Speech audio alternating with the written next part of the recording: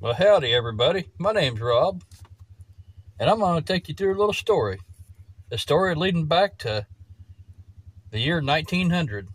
Now, believe it or not, I was born in 1975, and I've got some connections to even the 1800s.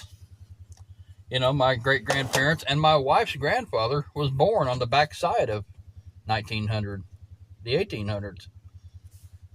But whenever I was a little kid, my dad was a row cropper. He raised, corn and soybeans and wheat. That's how I grew up.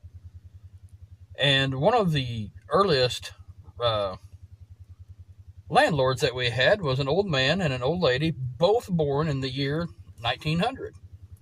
This was in like 1982. You know, we're getting up there. Anyway, they were both 82 in 1982.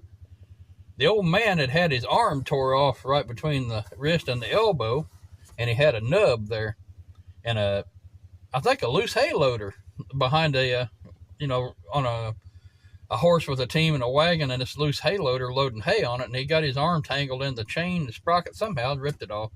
Anyhow, the old man, he sawed all of his firewood, this is in the 1980s, with a pruning saw, no chainsaw, and I got to ride with that old man, and he told me the story. He lived on a stretch of blacktop, by the way, that was a strip of about 20 miles of really nice highway in the 80s and still is. And he told me that whenever him and his wife came to that house they were living in, they came in a wagon with what belongings they had after they were married.